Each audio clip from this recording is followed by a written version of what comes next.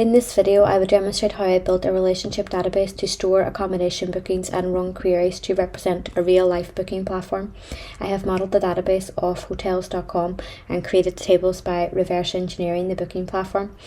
I normalized the data to give each table an appropriate function. The tables were then linked together appropriately to allow for realistic queries to be run. This just shows how I've linked my tables together. So I've used a one-to-many relationship to link my room type table to my room table.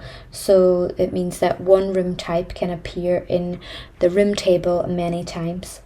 Also, there's another one-to-many relationship between the room table and the hotel table, linked together with the foreign key hotel ID. If I had have put the room ID into the hotel table, it would mean that I could only have one room linked to one hotel, whereas in this case every record in the room table can be linked to the hotel, and the hotel can appear many times in the room table. And this also shows that I've set up a many-to-many relationship, linking the booking table and the room table together by creating the room booking table. And we have two foreign keys here, room ID and booking ID. We have the surrogate key acting as the primary key, room booking ID, and therefore I enforced uniqueness. So now I'm going to demonstrate how I would use a join to link two tables together to be able to pull data from different tables within my database, which then can be used further to produce queries linking information together. So the first one that I'm going to join together is my room booking table and my room table, and the two attributes that share common ground in this table is the room ID in both tables, room ID in hotel, in room, and room booking. Now I'm going to write a select query just to pull data from the room and the room booking. So we can see here, delivers a result set showing the room table and the room booking table together. And now if I link those using an inner join. Okay, so this is just pre-written select queries I have just to speed up the demonstration purposes. So we can see here, select all the data from the rooms table and the room booking table, linked together with the room ID attribute from both tables, and it should deliver the results of the two tables linked together. Okay, so we have it here. And then if we go back to the designer view, we can see that we wanted to add another table onto this. So this is the two that we started with originally, room and the room booking. Room booking. If I wanted to add the hotel into that, I would simply go back to this, write my selects here, and then this time we're writing inner.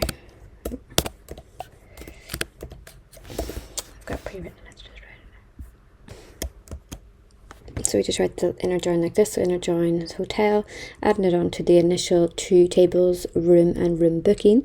And the attribute that is cross-linked between these is the hotel ID in both the room table and the hotel table.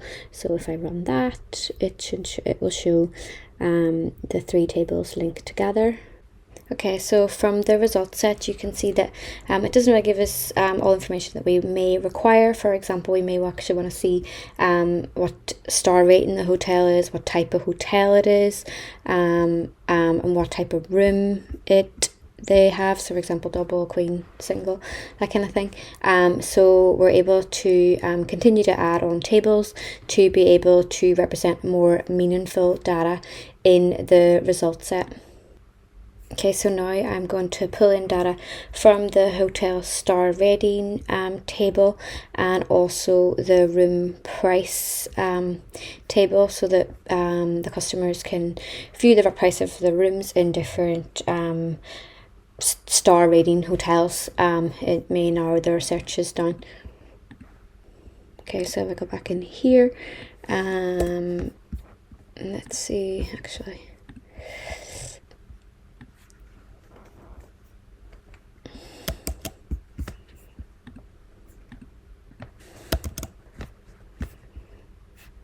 and run this query. So you can see here it's room and the room booking, doing together with the room ID, and then bringing in information from the hotel, using the hotel and the hotel ID in room booking and hotel booking. And then I've also added on the hotel star rating, showing that they're linked together using the hotel star rating ID in both the hotel star rating book table and the hotel, and brings back this information here, linking in the hotel star rating, so 5 star, 1 star, 3 star.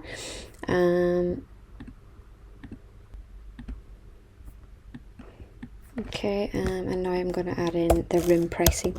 So you can see here, the room pricing is also added in for the price of a standard room and the price of a deluxe room.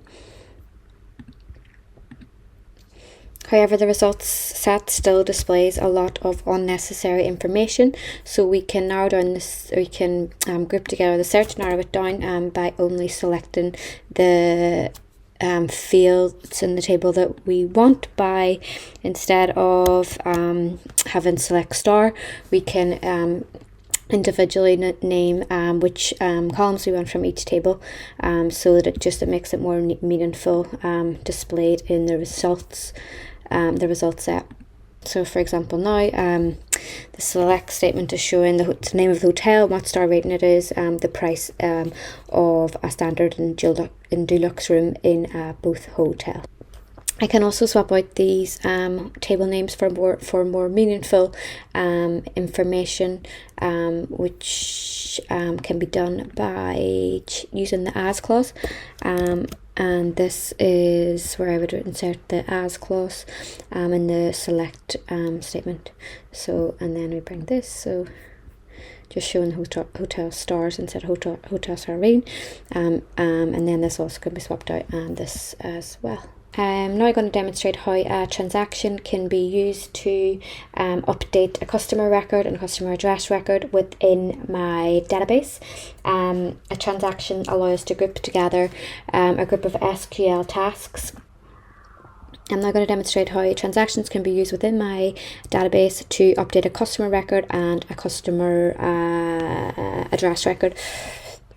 And transactions allow us to group together a group of SQL statements, and they allow us to implement the ACID properties. This explains that the task and the transaction are carried out in sequential order, and if all the tasks are not performed, the commit does not happen and the transaction does not take place. So this transaction statement shows that an update record for the customer address record and an update to the customer record.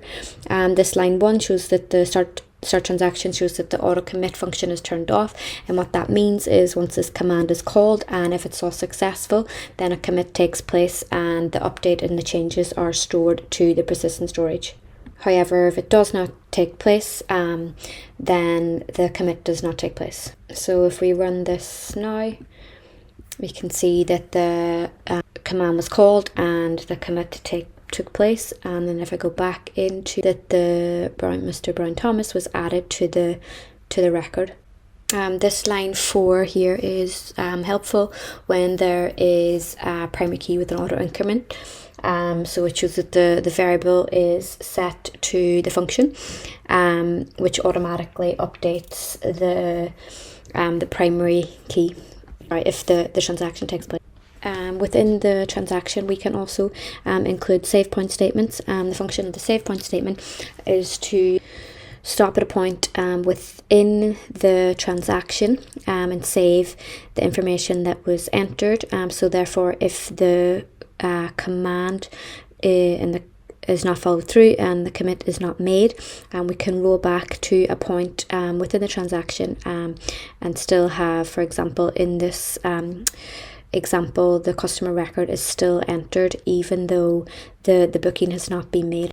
So it rolls back to the point where the customer record has been. The simple select statement uses a where clause to pull hotel description treehouse from the hotel description table. This select statement uses a where clause and an or clause to search for a hotel that is described as a treehouse or a hostel in the hotel descriptions table.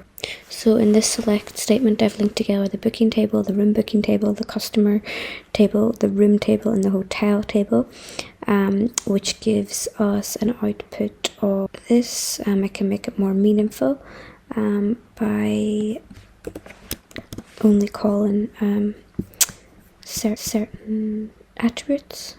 So you can see here the first name, second name, hotel they booked, the arrival, the booking time, and the booking reference. Having had more time, I would have liked to have demonstrated encryption and also select statements containing a count or sum function.